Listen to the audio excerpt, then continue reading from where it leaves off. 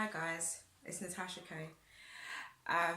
This video is on the best way to wait for the surgery on the NHS. So this will only be specifically for those of the people that are waiting in London or in the UK, because I think we have definitely a different challenge to our neighbouring brothers and sisters in the US, because they usually get their surgery a lot faster. Their waiting times aren't, well, so I believe. I might be wrong.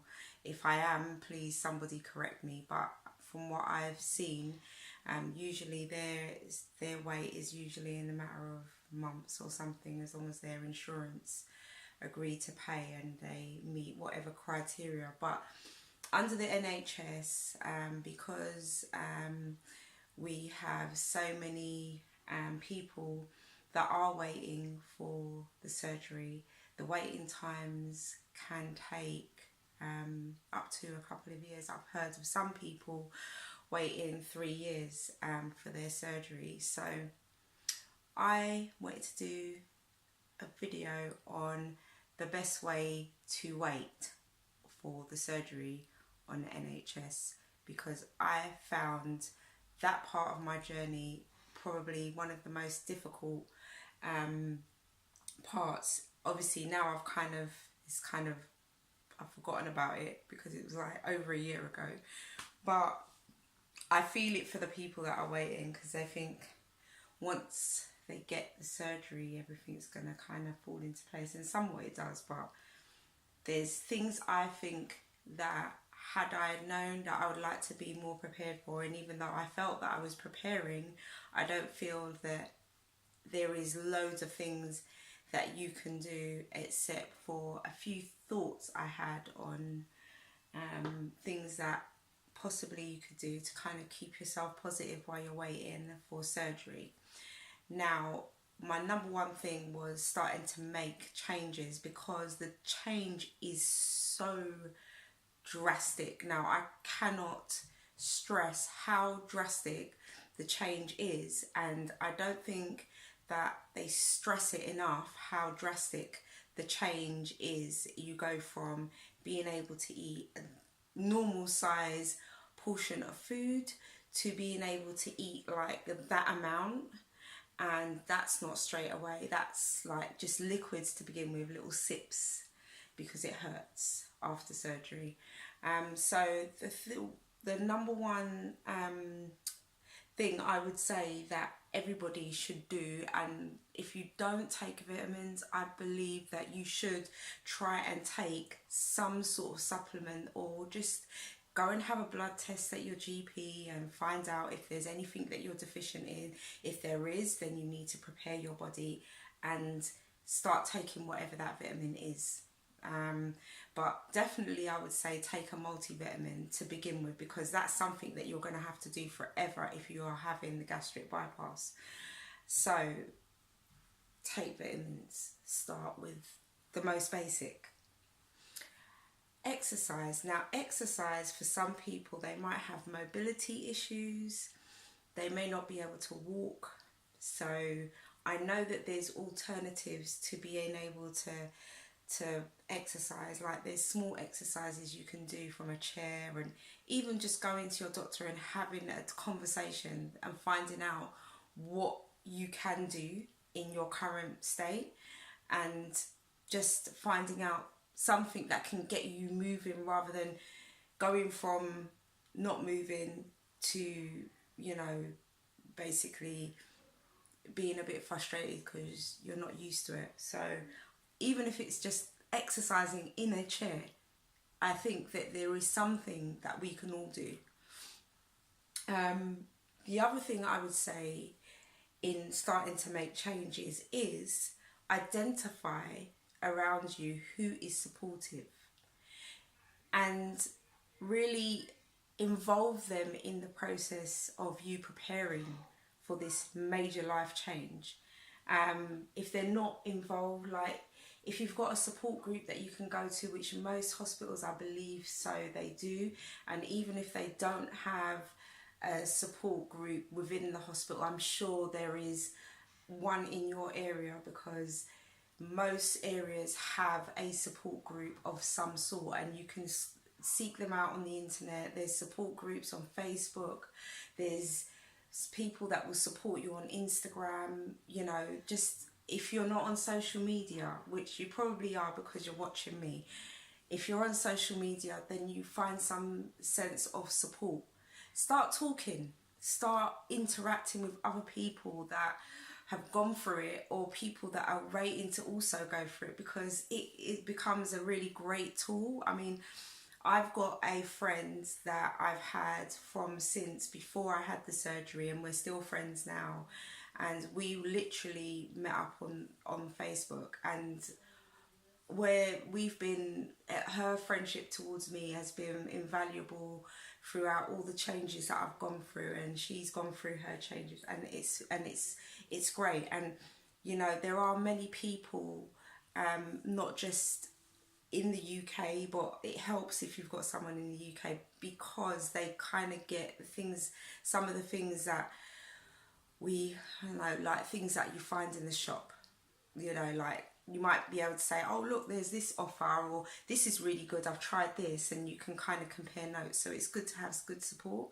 It doesn't necessarily have to be that someone that's going through the journey as well, but yeah, I think it kind of helps if you have at least one person that's going through it or gone through it. I would say identify who those people are, because you don't have to tell everyone, but I feel like you need to have a good, solid support around you, because it is a huge change. Definitely, I think another way that you can get support before surgery, and if you have the money, I mean, some people haven't got the money, but I think if you have the money, just maybe getting a bit of therapy before you start, because even if you can't do it after, you might see the importance of it. If you can't see a therapist beforehand, maybe you might see the importance of it afterwards, because it is such an emotional roller coaster. You'll go up and down, up and down. So I think having somebody else that you can talk to, that maybe not in your life, that's not going to judge you, that's going to just listen to you and kind of try and guide you and steer you in the right direction, so that you're making good choices and you're, you know, just doing things in the way that is kind of honourable to yourself. I think that is a really good point for anybody that is going through the journey and waiting, because the waiting, it just feels like it goes on forever, and you feel like obsessed because you continue to ask people about what their journey's like, and you're waiting for your surgery, and you're thinking, when is it going to happen? And you're not getting no response from the hospital sometimes. I mean, hopefully you guys were better off than I was, but I just felt like I was bugging my surgery, what they call again, the coordinator, the surgery coordinator. I just kept on ringing off her line. I was banging her line every minute. When's my surgery? How far am I up on the list? What number am I? She must have hated my name, but I so desperately wanted it. I get why everyone's like, you don't want to bug them, but you kind of want to know what's going on. You don't want to get lost in the system, because people do. They get lost in the system and they end up waiting like 3-4 years, you know. So, you know, I think I kept at them. So I can't say to anybody else, like, don't do that, because if you don't ask, you don't get. And I got mine. So I wouldn't advise anyone say, you know, check out your surgery people and don't ask them. You know what, if you're concerned, ask. It's their kind of job to kind of settle you. So anyway, moving on to the next point. The other thing I thought would be good in hindsight, I mean, obviously I didn't do this, but is to maybe go when the sales are on, go and buy a couple different sizes smaller than you are currently, because the change between going from whatever the size you are to the smaller sizes is quite a lot, and you'll end up spending a ridiculous amount of money if there ain't no sales on. So I would say go and buy bottoms like leggings and things like that, things that can stretch.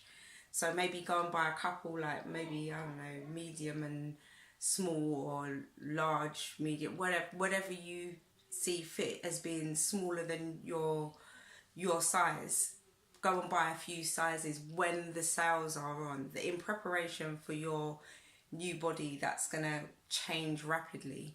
I think that definitely when sales are on, when there's discounts, like, just go out and do a little bit of shopping. Don't go too mad, because what you might feel comfortable to wear like now, you might change your idea or something once you, because I got really excited once I started losing weight, so I started buying a lot of things that I wouldn't normally buy, like short skirts. I'm, you know, don't really wear them, but I've worn a couple, and you know, but I would say go and do things like that, and just the main thing is don't panic, because when your time comes, it happens rapidly, you know. So, and you almost feel like you don't know what to do with yourself when you hear your date.